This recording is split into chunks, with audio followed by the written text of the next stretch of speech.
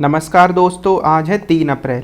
इस वीडियो में हम 2 और 3 अप्रैल दोनों दिन के करंट अफेयर्स देखेंगे। तो पहला न्यूज़ है स्पेस एक्स को लेकर। तो अब जानते हैं इलॉन मस्क की जो कंपनी है उसका नाम क्या है, स्पेस एक्स। अब स्पेस एक्स अंतरिक्ष की वर्तमान में सबसे बड़ी कंपनी है। इसने अपना एक पहला मानव अंतरिक्ष उड़ान भरा है जो कहाँ पे, पृथ्वी के ध्रुवीय कक्षाएं वहाँ से होके गुजरेगा।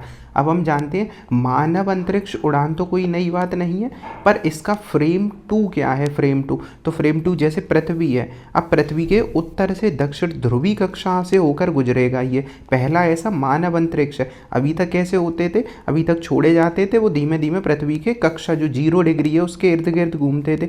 इस बार जो इनका स्पेस मिशन है वो कैसे घूमेगा, नॉर्थ साउथ वाले पोल की तरफ। तो ये है, तो ऐसा स्पेस पहला है, तो नाम क्या याद रखना, फ्रेम 2। तो ये याद रखना है। तो स्पेस एक्स ने फ्रेम 2 लॉन्च किया। तो पहला क्वेश्चन यही आ जाएगा कि ऐसा मिशन क्या है, किसने लॉन्च किया, स्पेस एक्स ने। उसके बाद है जो स्पेस एक्स ने उनका अंतरिक्ष यान जो है उसका नाम क्या है, ड्रैगन।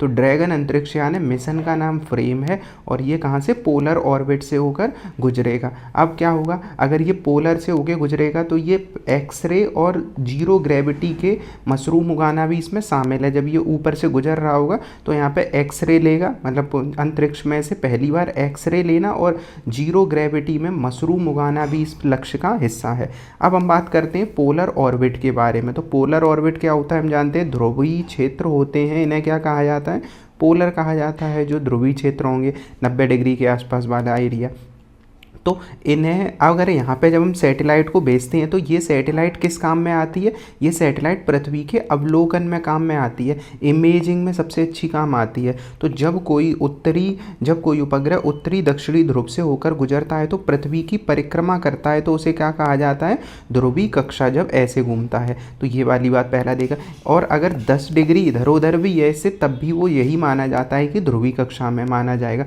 ऊंचाई क्या रहती है, तो ऊंचाई ये लियो में है। तो लो अर्थ ऑर्बिट जो कि 180 से 2000 किलोमीटर के बीच होता है, पर यहाँ पे लगभग ये रहेगा 200 से 1000 के बीच में। तो ये देखा हमने। महत्व क्या है, इस कक्षा में घूमने वाले उपग्रह पृथ्वी का स्कैन कर सकते हैं। अब इसे थोड़ा समझते हैं कैसे। ये पृथ्वी है, अब पृथ्वी के एक उपग्रह कैसे छोड़ते हैं हम, ये 0 डिग्री पे जो ऐसे घूम रहा होगा। अब सोचो ये उपग्रह फोटो कहाँ की ले पाएगा, इस बीच के ही ले पाएगा।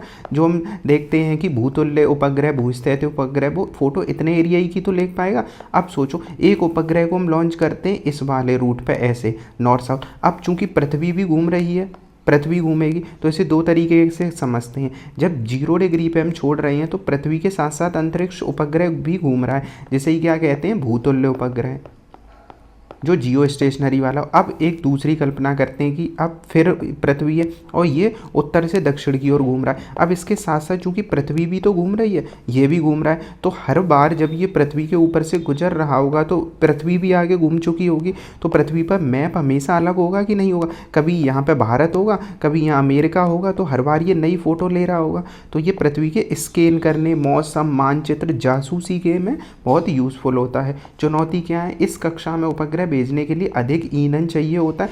क्योंकि अब यहाँ पे देखो उसमें क्या होता है, 0 डिग्री पे क्योंकि पृथ्वी के साथ साथ गुरुत्वाकर्षण में घूम रहा है, इसमें रोटेशन के लिए अतिरिक्त बल लगाना पड़ता है। तो ये वाली चीज़ हमने बात करा। अब इनके उपग्रह की कक्षाएं देख लेते हैं। लियो जो होता है लो अर्थ ऑर्बिट, 2000 किलोमीटर से नीचे वाला, इसमें क्या होता है, पृथ्वी का अवलोकन। अब एक चीज़ सोचो, पृथ्वी का अवलोकन बहुत ऊंचाई से ज़्यादा अच्छा होगा, 5 से अच्छा। तो 5 में लियो अर्थ है, जो लो अर्थ ऑर्बिट है, यहाँ से पृथ्वी का अवलोकन भी अच्छा हो जाएगा। संचार, नेविगेशन, जो ऐसे हम जीपीएस वगैरह चला लेते हैं, तो इन सब चीज़ों में ये वाला ऑर्बिट यूज़ होता है। जैसे भारत का आईएसएस, और मतलब आईएसएस तो इंटरनेशनल स्पेस स्टेशन है जो दुनिया का है, भारत का रीसेट, ऐसे करके काफ़ी उपग्रह हैं यहाँ पे। इसके बाद है सूर्य समकालिक कक्षा, जो 0 डिग्री की तरफ होता है। सूर्य समकालिक ये 600 से 800 होता है। यहाँ जलवायु परिवर्तन, मौसम के पूर्वानुमान का अनुमान लगाया जाता है सूर्य समकालिक कक्षा में। उपग्रह हाइसिस है इसमें। फिर आता है मध्यम अर्थ ऑर्बिट वाला है। तो मध्यम अर्थ में क्या होता है, 2000 से तो ऊपर ही हो जाएगा, 2000 से 36 10,000 किलोमीटर के लिए होता है। यहाँ पे नेविगेशन वाला भी मिलेगा, साथ ही टेलीफोन जो संचार हम यूज़ करते हैं, सैटेलाइट वगैरह, वो सब इन्हीं एरिया से हो रही होती है, इन दोनों से।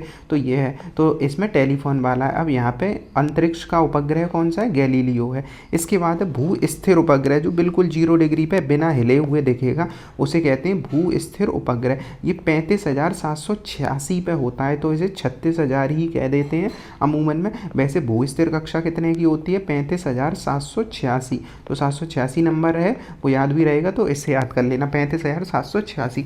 यहाँ पे अभी क्या है? टेलीफोन। तो इन वाले 36,000 के आसपास क्या है? टेलीफोन, जीपीएस, मौसम उपग्रह। मौसम उपग्रह लगभग सभी दिशाओं में मिल ही जाते हैं, तो ये वाला हमने देखा। इसके बाद ये इससे संबंधित प्रश्न है। अगला देखते हैं समर्थ उद्योग भारत 4.0 के बारे में। तो भारत में इंडस्ट्री 4.0 का अगला कदम आया है। तो अब पहली बात दिमाग में आएगा, इंडस्ट्री 1 हुई होगी, 2 हुई होगी, 3 हुई होगी, तभी तो 4 हुई होगी। तो चौथी इंडस्ट्री की बात कर रहे हैं, तो इसी के लिए क्या आया है? समर्थ उद्योग भारत 4.0। अब क्या है? उद्योग है, चूंकि उद्योग की बात कर रहे हैं, उद्योग तो भारी इंडस्ट्री के मंत्रालय के अंतर्गत ही तो आएगा। तो संसद में भारी उद्योग और इस्पात राज्य मंत्री ने स्मार्ट जो है smart advancing manufacturing and rapid transformation hub, जिसे नाम दे दिया गया समर सेंटर, का अपडेट किया। यह सेंटर पूंजीगत वस्तुओं के क्षेत्र में प्रतिस्पर्धा बढ़ाने, मतलब मार्केट, क्योंकि इंडस्ट्री लगेगी तो पूंजीगत वस्तुओं का मूल्य भी बढ़ेगा, प्रतिस्पर्धा बढ़ेगी, तो मार्केट डेवलपमेंट होगा। जब तक प्रतिस्पर्धा नहीं होगी, तब तक प्रतियोगिता नहीं होगी, तब तक कंपटीशन में कैसे इंडस्ट्री बढ़ जाएंगी? तो प्रतिस्पर्धा होगी तो नए नए उत्पाद बनाएगी कंपनियां। अब इसके मामले में हमने देखा इंडस्ट्रियल मंत्रालय है। अब 4.0 है चूंकि, तो इसे हम समझेंगे आगे 1, 2, 3, 4 एक साथ। तो इसमें AI वगैरह यूज़ हो रही होंगी। MSME को समर्थन मिलेगा, क्योंकि अगर इंडस्ट्री बढ़ानी है तो भारत में इंडस्ट्री में आधा हिस्सा तो MSME का ही है, तो MSME को बढ़ावा देना है। भविष्य की संभावना, चूँकि अगर हमें भारत के समक्ष एक समस्या क्या है कि भारत में प्राइमरी सेक्टर के बाद सीधा टर्सरी सेक्टर डेवलप हुआ है ज़्यादा, मतलब प्राथमिक क्षेत्र कृषि के बाद होना क्या चाहिए था?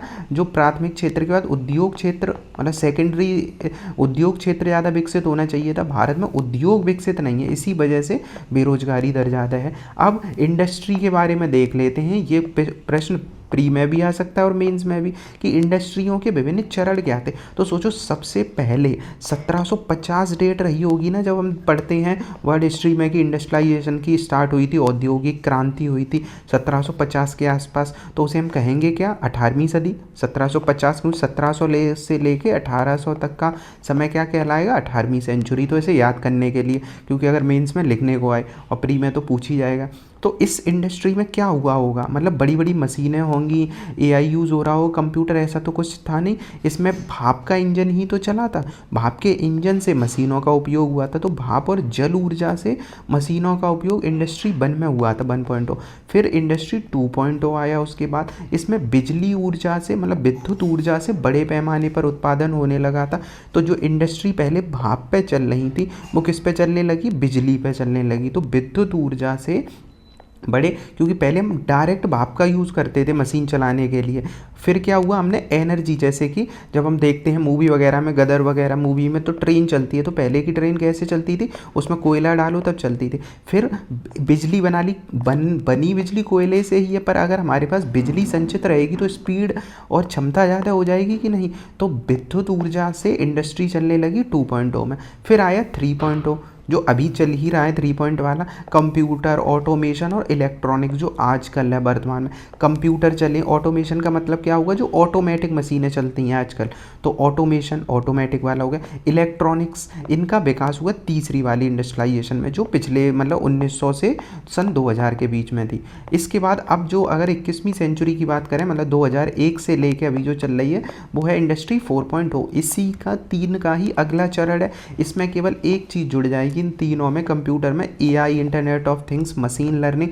मतलब अभी तक ऑटोमेशन और कंप्यूटर चल रहे थे, अब कंप्यूटर ऐसे बन चुके हैं जो खुद से चलेंगे। तो इसी चीज़ को कहा गया इंडस्ट्री 4.0। तो ये हमने समझ पाया होगा। AI इसमें मेन चीज़ है, AI, इंटरनेट ऑफ थिंग्स। तो ये इसके संबंध में ये क्वेश्चन देखना है।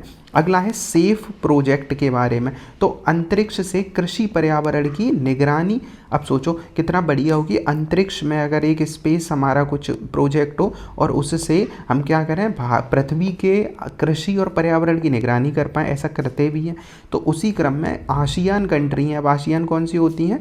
Association of south east Asian nation. जो भारत बात करते हैं, भारत से जब इधर चलते हैं तो इंडोनेशिया और उसके आसपास की जो कंट्रियां हैं वो आसियान कंट्रियां हैं 10।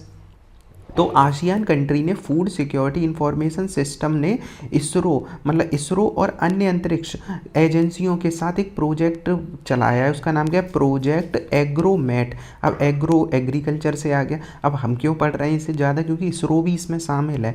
तो जो आसियान है उसने फूड सिक्योरिटी इंफॉर्मेशन सिस्टम जो उसका है, उसने इसरो के साथ मिलकर, और भी हैं विश्व की, उनके साथ सेफ एग्रोमेट प्रोजेक्ट शुरू किया है। तो जो ये संस्था है फूड सिक्योरिटी वाली, उसने थाईलैंड में द्वारा ये संचालित प्रोजेक्ट है, जिसका उद्देश्य क्या है? खाद्य सुरक्षा से जुड़ी विश्वसनीय जानकारी को रखना। अब सेफ का फुल फॉर्म देख लेते हैं। Space application for environment project है।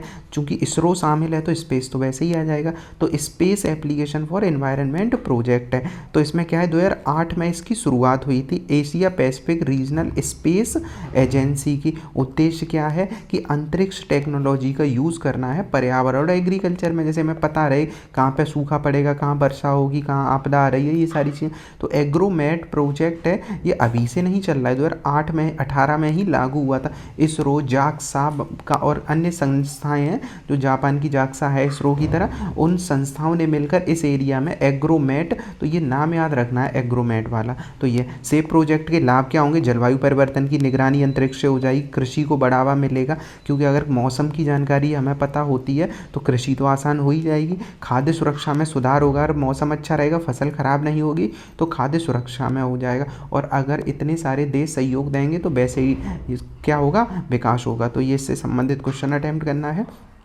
अगला है पीसीए। पीसीए क्या होता है? Prompt corrective action. अब प्रॉम्प्ट करेक्टिव एक्शन क्या होता है? ऐसे समझो ये सुधारात्मक उपाय हैं। तो सुधारात्मक उपाय उपचार टाइप के हैं। जैसे जब कोई बीमार हो जाता है तो उसका इलाज किया जाता है। तो अगर सोचो बैंक बीमार हो जाए तो यही चीज़ आरबीआई करता है प्रॉम्प्ट करेक्टिव एक्शन में। तो हुआ क्या है अभी पीसीए फ्रेमवर्क के अंतर्गत शहरी सहकारी बैंकों के लिए कड़ा वित्तीय अनुशासन आरबीआई ने करने की कोशिश करी है। तो शहरी सहकारी बैंक, तो 500 प्राथमिक जो शहरी सहकारी बैंक होती हैं, सहकारी बैंक मतलब एक पृष्ठभूमि के लोग द्वारा स्टार्ट कर दी जाती है। तो ये बैंक होती है, आरबीआई ने पीसीए के फ्रेमवर्क के तहत अब ये आएंगे। पीसीए के फ्रेमवर्क के तहत क्यों आएंगे? क्योंकि जिन बैंकों की वित्तीय स्थिति थोड़ी ख़राब होती है, ये सारी चीज़ें, तो पीसीए के अंतर्गत उन्हें लाया जाता है। अब रिजर्व बैंक ऑफ इंडिया ने यह बदलाव 1 अप्रैल से प्रभावी होगा, मतलब अब इसी वित्तीय वर्ष से स्टार्ट हुआ है ये वित्तीय निगरानी। अब पीसीए फ्रेमवर्क क्या है इसे तो थोड़ा समझते हैं। तो पीसीए फ्रेमवर्क जैसे बताया कि चेतावनी प्रणाली है। कैसी है? चेतावनी प्रणाली, जो इकोनॉमी की बहुत इंपॉर्टेंट टर्म है, ये पीसीए वाली है। तो आरबीआई, सोचो आरबीआई को पता लगे किसी बैंक की वित्तीय स्थिति खराब है, जैसे यस बैंक के समक्ष हुआ था, यस बैंक जब डूबा था, तो बैंक की स्थिति खराब है, तो यह ज़्यादा घाटे में जा रहा है, तो आरबीआई क्या करेगा? इसमें मदद करेगा। मदद कैसे करेगा? बैंक की स्थिति खराब होने का एक कारण होता है, सबसे मेन वो होता है एनपीए। एनपीए मतलब जो कर्ज लौटता नहीं है, तो वो एनपीए। अब ऐसे में आरबीआई कुछ कदम उठाता है पीसीए के तहत, डॉक्टर की भूमिका निभाएगा और एक सही करने की कोशिश करता है। जैसे सबसे पहले बैंक से कहेगा कि लोन अब आगे देना बंद करो, जो दे रखे उनकी भरपाई के लिए कोशिश करो, तो ये सारी चीज़ें करेगा। तो सबसे पहले होता है CAR, capital equity ratio. Bank के पास जोखिम को कवर करने के लिए पर्याप्त पूंजी होनी चाहिए। तो सबसे पहली चीज़ आरबीआई करता है CAR को बनाने की बात करेगा। मतलब क्या है? Capital adequacy ratio. ये मतलब वो रुपये होता है, जैसे बैंक का सब रुपये डूबे तो बैंक के पास अपना रुपये, बैंक कुछ रखता भी तो है, तो वो होता है। फिर दूसरी टर्म हमने देखी एनपीए। तो मेन कारण तो एनपीए ही होता है, जो नॉन परफॉर्मिंग एसेट्स होते हैं। मतलब क्या हुआ? जो रुपये लौटता नहीं है, लोग देते नहीं। ये मुनाफे में, और तीसरी चीज़ देखते हैं पीसीए के अंतर्गत कि बैंक मुनाफे में है कि नहीं। तो आरबीआई 3 चीज़ों पर नज़र रखता है। क्या हमने देखा? सबसे पहले CAR कैसा है, मतलब कैपिटल एडिक्वेसी रेशियो बैंक के पास कितना है, मतलब कितना कवर करने के लिए रुपए रखा है। दूसरा एनपीए देखता है, और तीसरा देखता है रिटर्न ऑफ एसेट, मतलब बैंक मुनाफे में है कि नहीं है। तो रिटर्न ऑफ एसेट देखता है कैसा चल रहा है, तो ये चीज़ देखता है। अब पहले स्तर पर बैंक को चेतावनी देता है आरबीआई, फिर दूसरे स्तर पर ये कह देगा कहेगा कि अब नए लोन नहीं दोगे। तो ये चीज़ें याद रखनी, पहले में केवल चेतावनी देगा, दूसरे में नए लोन नहीं दोगे, तीसरे में प्रतिबंध लगा देता है आरबीआई और ये कह देगा कि बैंक बंद कर दो या बैंक की इतनी शाखाएं बंद कर दो। तो हमने समझ लिया पूरा पीसीए क्या होता है, प्रॉम्प्ट करेक्टिव एक्शन। तो आरबीआई ने सन 2002 में जो अनुसूचित वाणिज्यिक बैंकों के लिए पीसीए फ्रेमवर्क को लागू किया था। तो कब से? 2002 से। अब जो बात करें यूसीबी के बारे में, जो अर्बन कोऑपरेटिव बैंक होती हैं, तो 2024 में इनको भी इसके अंतर्गत लाया गया है। क्यों?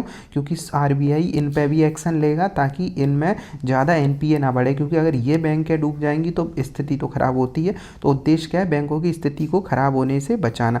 उसके बाद ये हमने देख ही लिया आरबीआई क्या करेगा, कैपिटल देखता है, असेट की क्वालिटी देखता है, बाकी चीज़ें क्या होती हैं, डूबे ना। तो ये है। अब पीसीए फ्रेमवर्क में कवरेज वाणिज्यिक बैंक है, जैसे एसबीआई वगैरह हम देखते हैं, वो तो पहले से ही है 2002 से ही। फिर 4 में सहकारी बैंक भी आ चुकी हैं 2024 से, मतलब इसी साल से, पिछले से सहकारी बैंक में। क्या इसमें पीसीए के अंतर्गत ग्रामीण बैंक है और एनबीएफसी आते हैं? तो ये इंपॉर्टेंट है, ये दोनों नहीं आएंगे। तो कौन नहीं आता है? एनबीएफसी में ग्रामीण सहकारी बैंक और एनबीएफसी ये दोनों नहीं आते हैं, क्योंकि ग्रामीण बैंक नाबार्ड के अंतर्गत काम करता है। तो ग्रामीण बैंक इसके अंतर्गत काम करता है जो नाबार्ड होता है अपना। और जो एनबीएफसी होती है, एनबीएफसी बैंक तो होती नहीं है, और पहली बात एनबीएफसी लोन तो देते नहीं है ऐसा वाला, तो वो तो जैसे बाइक लोन और ये वाले गोल्ड लोन ये देते हैं, जैसे महिंद्रा फाइनेंस है, ये है एनबीएफसी। तो महिंद्रा फाइनेंस वो बाइक वगैरह पे लोन, तो उनका इतना एनपीए नहीं होता है। तो ये चीज़ याद रखना है, तो वो इसके अंतर्गत में नहीं आएंगे। इसके बाद इससे संबंधित क्वेश्चन अटैम्प्ट करना है, तो ये है। इसके बाद है सेफ हार्बर के बारे में बात करें, तो सेफ हार्बर नियमों का विस्तार कर निर्धारण में राहत के लिए। तो सेफ हार्बर क्या है, इसे थोड़ा पहले समझ लेते हैं। तो सेफ हार्बर का मतलब होता है कानूनी सुरक्षा का आश्रय। कानूनी सुरक्षा का आश्रय, सबसे पहली चीज़ सेफ है ना, सेफ हार्बर। तो कानून, पहले हार्बर मतलब बंदरगाह होते थे, तो सेफ हार्बर है मतलब सेफ है, वहाँ कुछ सुरक्षा है। तो कानूनी सुरक्षा का आश्रय, सबसे पहली चीज़ आश्रय। अब इसका क्या मतलब हुआ, यानी एक ऐसा नियम जो कंपनी को भविष्य में कानूनी मदद करेगा, मतलब कानूनी जोखिमों से बचाएगा। जैसे कि एग्जांपल, मान लो यूट्यूब पे किसी ने वीडियो डाली और उसके लिए यूट्यूब पे केस कर दिया गया, तो ये तो नहीं हो सकता है ना। क्यों? क्योंकि यूट्यूब, हालांकि रेस्पॉन्सिबिलिटी किसकी है, यूट्यूब की है कि क्यों वीडियो डाला, पर यूट्यूब पे हज़ारों वीडियो हमेशा डल रहे होते हैं, लाखों करोड़ों में डेली डलते हैं। अब उन वीडियो में डेली कानून ऐसा है यूट्यूब का कि ऐसी वीडियो डलेंगी कोई जो गलत होंगी वो अपने आप से डिलीट हो जाएंगी, ये सारी चीज़ें। पर सोचो कभी ऐसा हो गया कि एल्गोरिदम नहीं पकड़ पाया और वो वीडियो डल गई, तो केस किस पे होगा? तो यूट्यूब को इन चीज़ों से सेव कर दिया जाता है, क्योंकि वो चैनल बंद कर दिया जाएगा या यूट्यूब से थोड़ा बहुत कहा जाएगा, ऐसा नहीं है कि उन्हें बंद कर दिया जाएगा यूट्यूब को या ज़्यादा केस लगेगा। तो ऐसे होते हैं सेफ हार्बर नियम जो किसी कंपनी को बढ़ने में मदद करते हैं, वरना ऐसे कोई कंपनी पे ज़्यादा केस होंगे तो बढ़ कैसे पाएगा। तो यही है सेफ हार्बर नियम। तो इसमें जैसे अब कई तरीके के सेफ हार्बर होते हैं। टैक्स, अब टैक्स जब किसी देश में टैक्स होता है, मतलब टैक्स के नियम आसान होंगे तभी तो कोई इन्वेस्टमेंट करेगा। अब सेफ हार्बर में एक चीज़ है जो हमें याद रखना है, वो होता है कि ट्रांसफ़र प्राइसिंग। तो क्या होता है? Transfer pricing. अब ट्रांसफ़र प्राइसिंग इसीलिए ये इंपॉर्टेंट है आर्टिकल। तो ट्रांसफ़र प्राइसिंग क्या होता है, ऐसे सोचो कि भारत से कोई चीज़ बनाई 50 रुपए की और उसे यूएई में बेच दिया गया 55 रुपये में। हमने कितने में बेचा? 55 रुपये में। कितना फ़ायदा हुआ हमें? 5 रुपये का। पर वही हमारी ही कोई जुड़ी हुई कंपनी थी, वो यूएई में उसी सामान को बेच रहे हैं 100 रुपये में। क्या समझ में आया? हमने अपनी ही एक कंपनी, अपने ही जुड़े किसी व्यक्ति को 50 रुपये में कोई चीज़ बनाई थी, 55 में दे दी और उसने वही चीज़ यूएई में 100 की बेची। इसे कितना फ़ायदा हुआ? 5। इंडिया में टैक्स कितना लगेगा? 5 रुपये पे, 5 पे प्रॉफिट हुआ है। यहाँ पे उसे फ़ायदा हुआ 45% पे, पर यूएई में क्या हुआ? 45 रुपये का फ़ायदा हुआ। तो यूएई में क्या हुआ? यूएई में तो टैक्स लगता नहीं है या टैक्स कम लगेगा। तो जब यूएई में टैक्स कम लगेगा तो इस व्यक्ति को फ़ायदा यूएई में दिखाएगा ना। तो इसने फ़ायदा कहाँ दिखाया? मैं इंडिया में तो हुआ नहीं जो टैक्स देंगे, यूएई में टैक्स लगता नहीं, बहुत कम लगता है, तो इस व्यक्ति को ज़्यादा टैक्स बचेगा कि नहीं। तो कंपनियां कभी कभी ऐसे नियमों का फ़ायदा उठाती हैं ट्रांसफ़र प्राइसिंग में। तो यही होता है ट्रांसफ़र प्राइसिंग, ट्रांसफ़र कर दी है ना प्राइस का उस एरिया में, तो ये वाली चीज़। तो इसी सब के नियम के लिए अभी चेंज वगैरह आए हैं। तो अपना जो सीबीडीटी है, केंद्रीय प्रत्यक्ष कर बोर्ड ने आयकर नियमों में संशोधन कर सेफ हार्बर के नियमों को बढ़ाया है। तो इसमें क्या है, नई सीमा। अब सेफ हार्बर का लाभ उठाने के लिए 200 करोड़ से 300 करोड़ की अनुमानित मतलब बढ़ा दिया गया है। 200-300 करोड़ तक के मतलब जो होंगे बजट वगैरह वो सेफ हार्बर के अंतर्गत नई सीमा में आ जाएंगे। इलेक्ट्रॉनिक हाइब्रिड वाहनों का उपयोग वाली आयरन लिथियम जो लिथियम आयन बैटरियाँ होंगी उन पर मुख्य ऑटो कंपोनेंट में शामिल किया। मतलब ऐसी कंपनियां जो बैटरी रिन्यूएबल इनमें काम करेंगी उन्हें ज़्यादा रुपए तक के लाभ पे छूट दे दी जाएगी। ये है सब चीज़ें। सेफ हार्बर देख ही लिया। सेफ हार्बर में क्या होता है, कुछ छूट दी जाती हैं। अब इसमें ट्रांसफ़र प्राइसिंग भी हमने देख लिया। अब सेफ हार्बर एक ऐसी स्थिति है जहां कर प्राधिकरण करदाता द्वारा घोषित ट्रांसफ़र प्राइस को बिना विवाद के स्वीकार कर लेता। अब भारत क्या कहेगा, 5% हमें दे दिया या 5 रुपये, बस ठीक है। अब अगर भारत ज़्यादा करेगा तो वो कंपनी जो 45 उधर बचा रहे हैं वो भारत में लाएंगे ही नहीं कभी, और इससे इन्वेस्टमेंट नहीं बढ़ेगा भारत में। तो भारत ज़्यादा क्या करेगा, विवाद नहीं करेगा, उसे स्वीकार कर लेगा। तो उद्देश्य क्या है इसका, क्योंकि इससे अंतर्राष्ट्रीय व्यापार बढ़ने में मदद मिलती है। ज़्यादा सख्त नियम होंगे तो कोई इन्वेस्टमेंट नहीं करेगा। कानूनी आधार क्या है इसका, 1961 का जो कानून है आयकर वाला है। तो हमने ये सरल शब्दों में समझ ही लिया इसे। सेफ हार्बर में हुए बदलाव देखते हैं। तो सेफ हार्बर की सीमा 200 थी, अब उसे बढ़ा दिया गया है। लिथियम आयन बैटरी इस परिभाषा में शामिल नहीं है, क्यों, क्योंकि उन्हें ज़्यादा छूट दी जाती है। तो ये वर्तमान में सेफ हार्बर की अधिकतम सीमा 300 करोड़ कर दी गई है। तो ये वाली चीज़ हमने देखी। इसके संबंध में ये क्वेश्चन अटैम्प्ट करना है। तो ये है। इसके बाद है अगला, बिहार के लिए बड़ी सौगात क्या है, कोसी मैची प्रोजेक्ट है। अब ये समझते हैं कोसी मैची प्रोजेक्ट है क्या है।